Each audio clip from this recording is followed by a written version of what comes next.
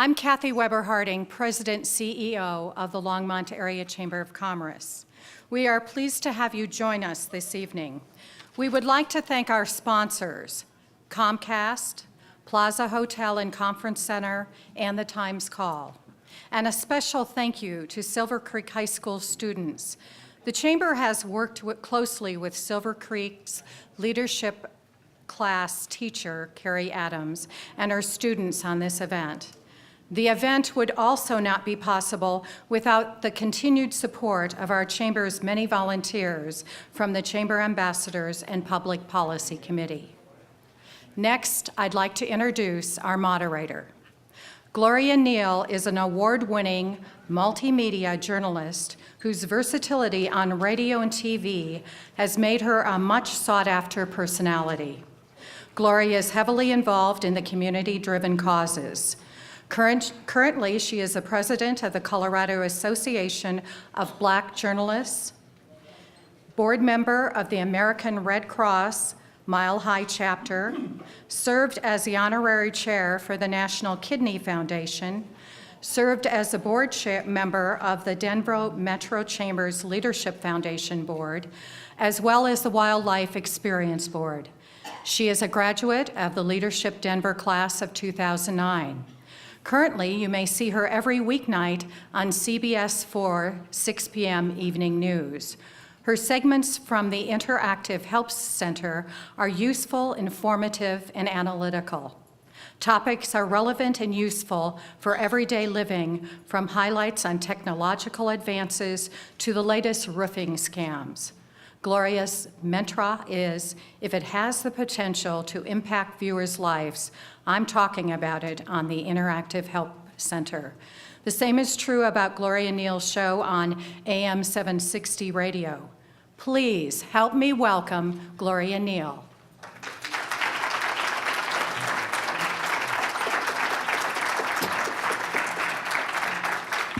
Good evening, everyone. Oh yeah, y'all can talk to me. Good evening. There you go. How are y'all doing? Yeah, y'all are good? I am so thrilled indeed to be here. This is my first time moderating here in Longmont, and I gotta tell you, coming into Longmont, it's been a while since I've been to Longmont. I had no idea you all had like pole fitness, which I brought that up to a few people, and they said there are a lot of hidden treasures in Longmont, which I'm now gonna have to come back a little bit more often. So my husband is with me tonight. He was the one who spotted it.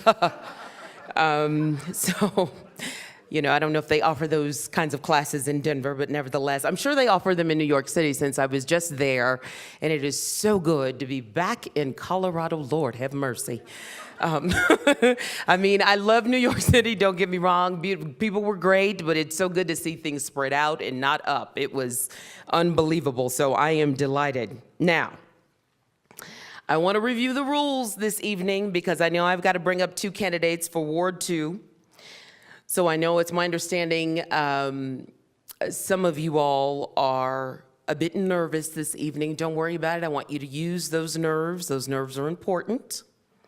But in order to have a good spirited debate, certainly one where the voters can really use it, right? You want to be entertained, but at the same time you want information you can use, right? You want to be able to distinguish him from her, he from she, that kind of thing, correct? You want it spirited, right? Because I'm thinking that's what you're here for. You're not, I mean, this isn't must-see TV, this is must-see debate, Longmont style, okay? So I want to make sure the timing will be kept strictly so each candidate has equal time. And I will move on to the next question regardless of whether that candidate has completed an answer or not. And so the timers are right up here in front. And I want to go ahead and call up the candidates. I believe that Rick Countess and Jeff Moore are here. Where are the two candidates? Can you please come up? Let's give them a round of applause, ladies and gentlemen, as they make their way to the stage.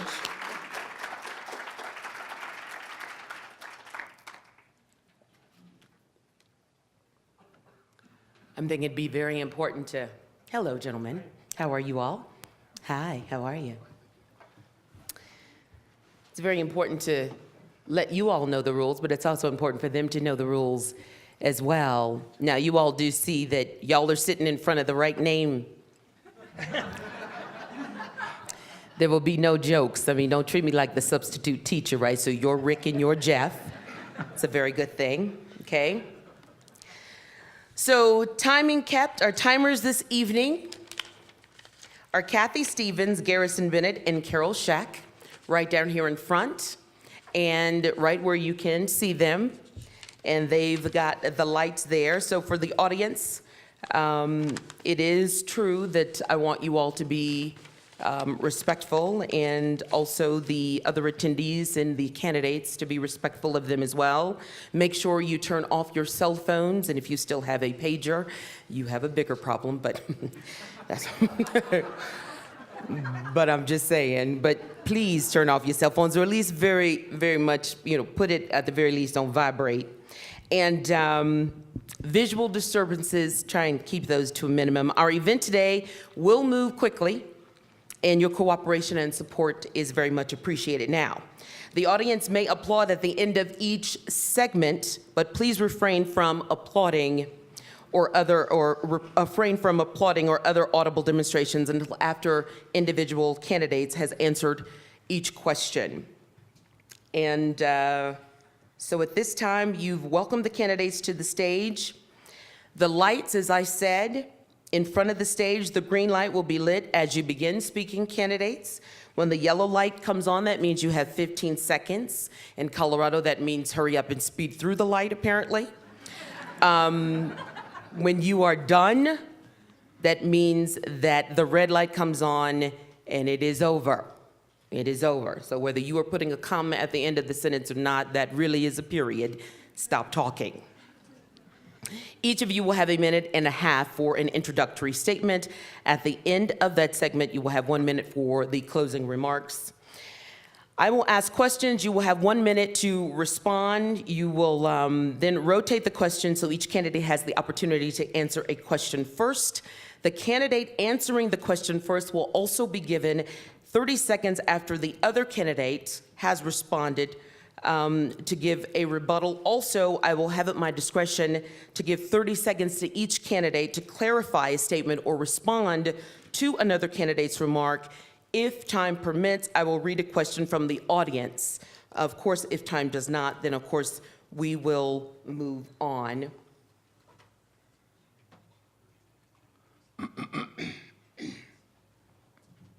Yes, and you will get an introductory statement of 1.5 minutes. Did I not say that? I did say that. Scott, so thank you so very much, Scott. So you just completely messed up very good TV right there. And they are taping, and now they've got to do an edit.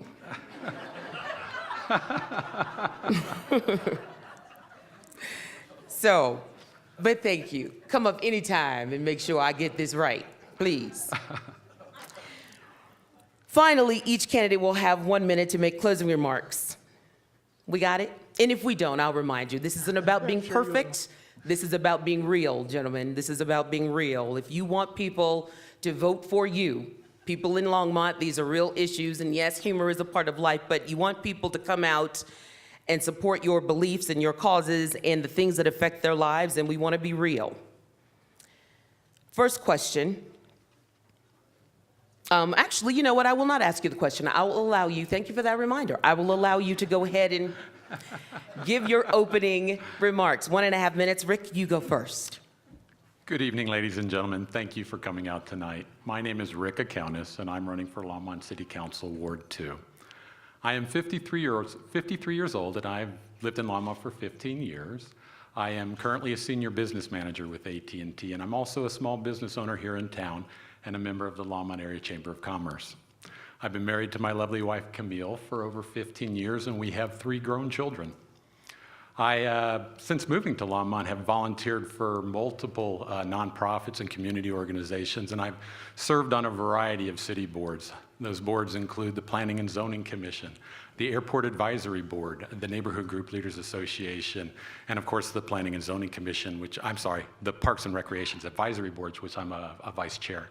I'm kind of proud of PRAB right now because over the past 2 years, we've gathered citizens' input and we've presented the Parks and Trails Master Plan to City Council. Now, that document's lost some of its intent since the flood, but in fact, it's still valuable. It has an inventory component which will hopefully aid us in rebuilding from the floods. In the next couple of minutes here, you're going to hear me say jobs a lot. I believe jobs are vital to our community. I believe that we want them, we need them, we got to get them, we got to keep them. I think all the good things that happen in our community are because of our job market. And we need to let Colorado and the rest of the country know we're open for business. Thank you. Thank you. Jeff Moore? Hello, I'm Jeff Moore. I've been in Longmont for 18 years and I really do love Longmont. There's a lot of good things about Longmont that really could be capitalized on even more, and I want to be part of that vision of the future and bringing Longmont into the next level of interest for other people in the area. Quality of life really is what brings people to Longmont. Longmont has some of the best trails and parks, or at least did before the flood. And I think that having that as part of the basis for why people would come to Longmont, we need to make sure that we're doing what we can to replace all that infrastructure and actually rebuild it back into a better condition than it was before.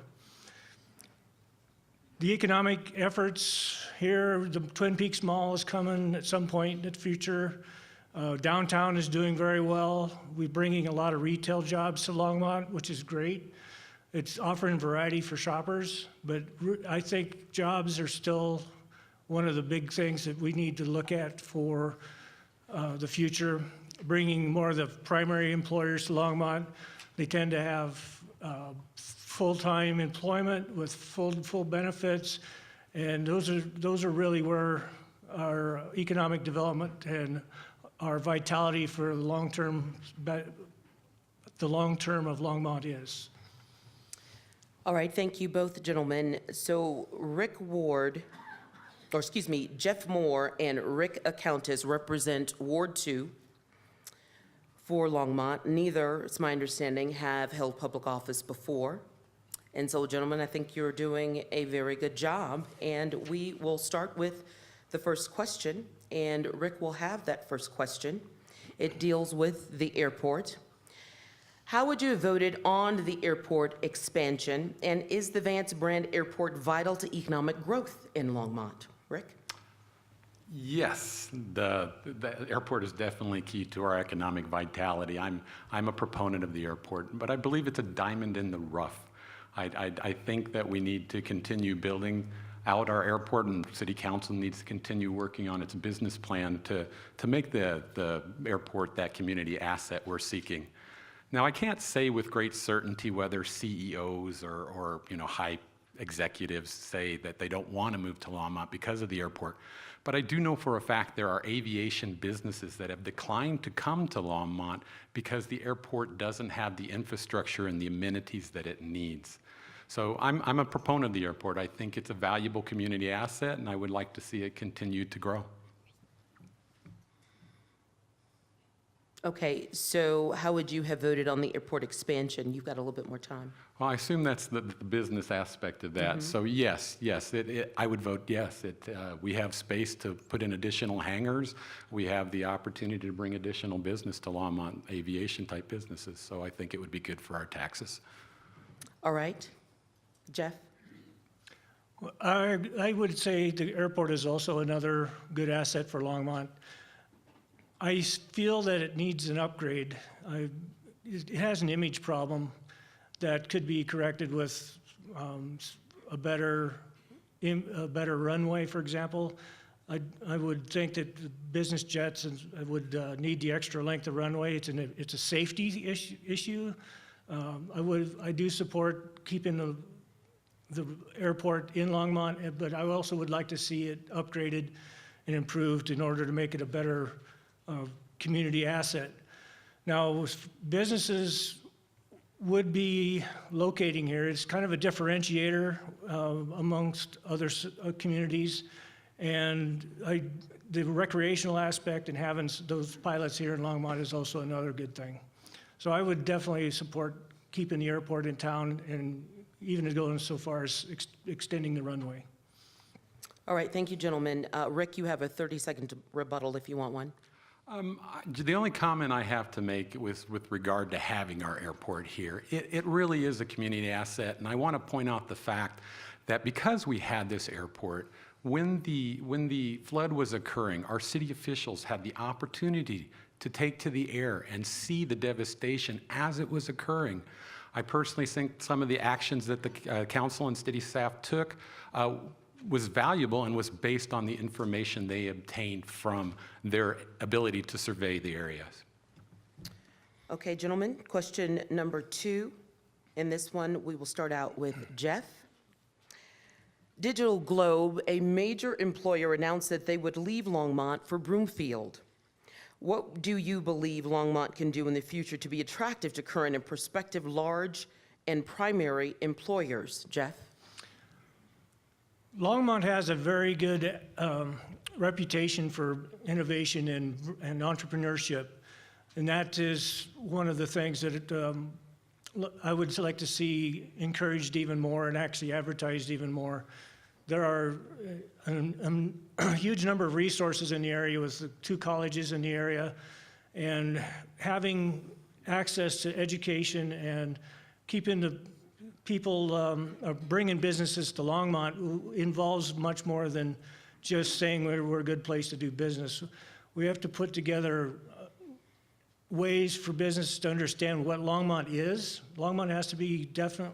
Longmont needs to decide what it's going to be, needs to put a vision in place, and then bring about an action plan to put together that vision into a plan to bring in these primary employers. All right. Rick, what do you say? Could you repeat the question, please? Sure. Digital Globe, a major employer, announced that they would leave Longmont for Broomfield. What do you believe Longmont can do in the future to be attractive to current and prospective large primary employers? Thank you. I am disappointed that Digital Globe is leaving us. I think we need to step back and take a lessons learned from what is occurring with Digital Globe and perhaps other primary employers. Our business community is sort of like a 3-legged stool. We have on one leg would be the Longmont Area Economic Council. On the other, we have the chamber. And of course, on the third, we have our incubators. And I believe as a city council person, we're sort of the carpenters of that stool. We should strengthen those stool legs, and we should do what we can to build up our 3-legged business stool so we can put more primary businesses on top of it and bring in more employers and perhaps bring even more jobs to Longmont. I think we have a business community that's literally second to none. I should say a city that's second to none. We have cheap power. We have a marvelous water portfolio. I don't see much reason why a primary employer wouldn't want to come to Longmont. Okay. This is the lightning round, gentlemen. You'll get 15 seconds to answer this, and I can go in any order that I like. Scott first. What was your high school mascot? Rick? Golden Eagle. Jeff? Tiger. Oh. I should have asked where you bought your shoes or something like that. What color are your socks? Okay, that's good, because you know if you stumble through that, y'all got bigger problems. You forget your mascot. Question number 3 deals with the Butterball plant, the turkey plant. How would you have voted on the rezoning of the Butterball property at First in Maine? Let's start out with Jeff. I would have voted to support the mixed use that it's going to go to for the light rail opportunities that will be in the future. Really? Just that? That's a 2-minute question?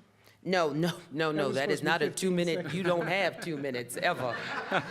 There's a minute, but you've used probably about 15 seconds. But if you would care to elaborate, you don't have to, but if you'd care to elaborate, so. Well, I guess I didn't know we were not in the lightning round anymore. No, you're not in lightning round anymore. Those 15 seconds are over. This is a new question, question number 3. Well, I thought I said that. Did I say that? Could you rewind the tape? Because they should be there. So, yes, this is question number 3. So, Butterball plan, how would you have voted on rezoning the Butterball? You don't have anything further? If you don't, that's fine. no, I think the location of that property and the potential for the light rail or the the RTD development for the future of Longmont will provide the opportunity for mixed-use residential businesses, live and work at the same building or whatever. It'll attract people to the downtown area. It'll bring in lots of shopping, and access to Longmont through the rail will be the ways that things will be done in the future, reducing congestion on the roads and making sure that we have another attraction for Longmont to bring people here. And what about you, Rick? Do you want me to repeat it, or you got it? I got it, I think. I would also vote the same way as Mr. Moore. I would say that the Butterball plant needs to be redone. Certainly that area is key to our transportation plans. The idea that I like is the fact that if we can build a transportation hub in that area, it will bring a degree of vitality to our downtown. I mean, we have boarded up storefronts that need to be addressed there. There is a trend towards urban living. I like the idea of people being able to live in our downtown and be able to commute throughout the county. I think that's key to having an awesome quality of life, especially in downtown. So I would definitely vote to rezone. I believe the thing that needs to be clear, though, is that people need to understand and have the opportunity to speak out on what they really want in that area, but I would have voted for it. So let me do a follow-up there, though. Has there been any consideration by you two gentlemen that if there is not this light rail path that comes through there, has there been, because I understand that there is a tremendous amount reading up on just that particular area of real estate and that rezoning that's taking place, if there isn't a light rail path that goes through there as it is planned now, have you all given any consideration as to what perhaps a plan B perhaps would be or could be? Rick, you want to take first swipe at that? You know, I haven't considered what the objective would be if we didn't rezone that, but I do, you know, transportation's key to me. It really is, and I would like to be actively involved in that if I get to city council. If we don't do the Boulder Northwest kind of thing, I'd really like to see the north area mobility study begin to take greater hold. I would really like to see commuter rail come up to Longmont. Especially, I think the best way to do it is to come up I-25. So I think that's probably the most optimal, and it'd probably serve just as many people. I agree. What about you, Jeff? Well, I still believe that RTD is part of Longmont's future, and having the property zoned that way now is going to be of benefit. Starting a development early on will also help funnel the right amount of effort into putting RTD where it needs to be and where it works with the developments that Longmont decides to do with that property. And having that property available now, I mean, if it gets built on, it won't be available when RTD eventually gets here. So I would continue to support that type of zoning. It doesn't necessarily require that RTD ever show up, but I think it is a trend in the future, is that urban living, like Rick mentioned earlier. Sure.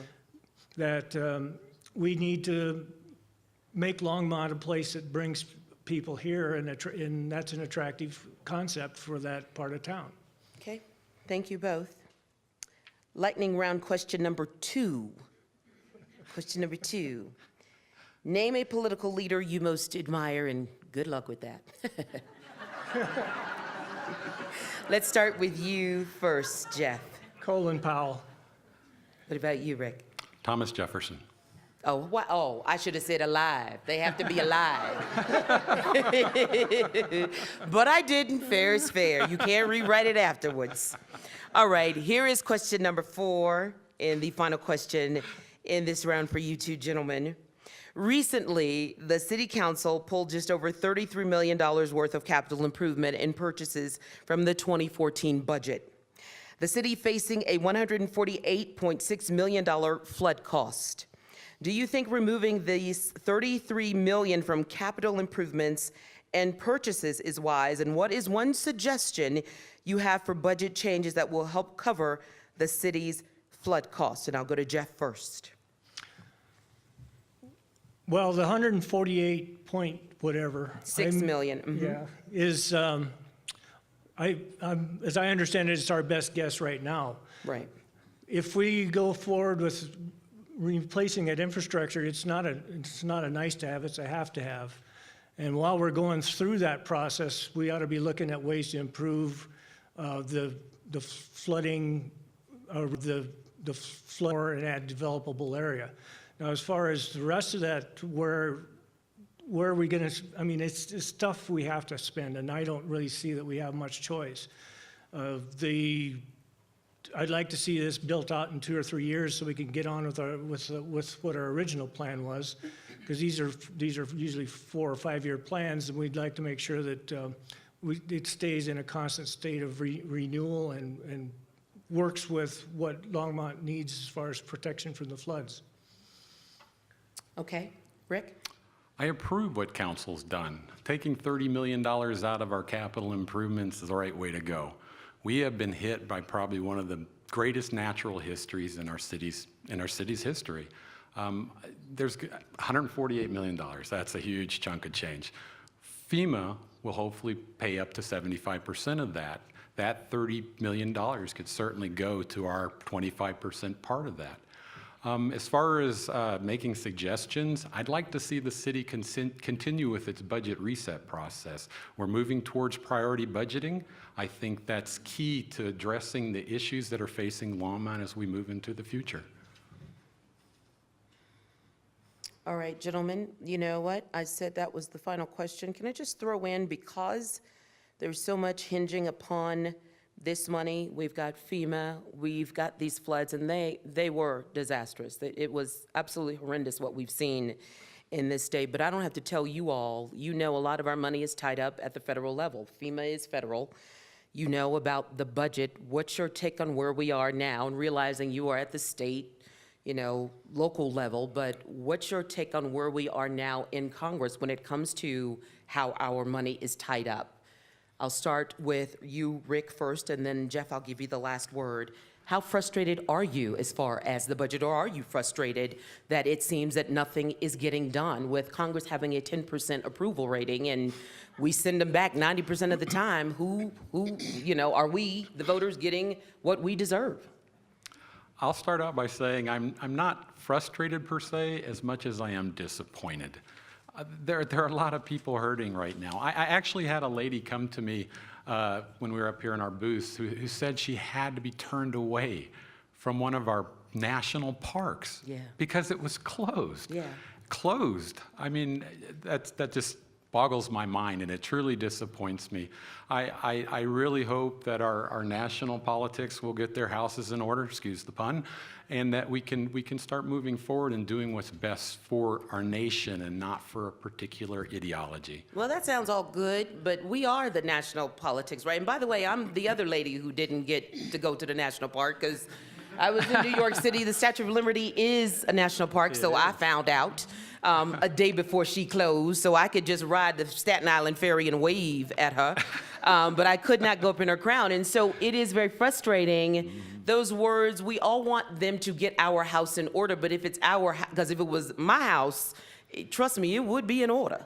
So are you running for Congress? You know what? I wish I was. So or maybe not. So how does that work when you say that, get our house in order? What does that mean, Rick? And I'll give you just as much time, Jeff, but what does that mean? It means vote, people. It means get out and vote. If you don't like what you're seeing in Congress, stop voting for the same people. Start using our noggins is what it really boils down to. Start voting for people with good ideas, people who have our best interest as a country in mind. Go ahead, Jeff. Well, this management by crisis is unconscionable in that it does not take the people's business into account.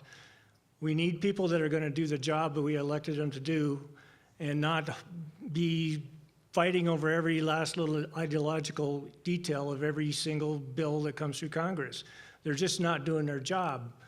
It's very frustrating to me to see that we have elected people. Well, I think we've elected people. I think money's electing people right now, and that's really where the change needs to come. People need to get the money out of politics. The people need to be the ones electing these people, not the lobbyists with the money, the special interests, And that's really what is causing the gridlock, in my opinion, is that we have too narrow of a focus and not a wide enough view for the greater good of all. And I'm just sick and tired of it. Excellent. Last, from both of you, last question, this one coming in from the audience. This is a yes or no. I will start with you, Jeff. Will you defend the ban on fracking Yes. all the way to the Colorado Supreme Court? Yes, all the way to this National Supreme Court. And what about you, Rick? Yes. Thank you, both of you. Ladies and gentlemen, let's give them a round of applause. Rick Countess and Jeff Moore representing Ward 2. We thank you so very much. Now, it's my understanding this is the first segment, and this concludes that. We will have a short intermission, and then I believe we will have the candidates at large join us on stage. Thank you once again, gentlemen. Thank you.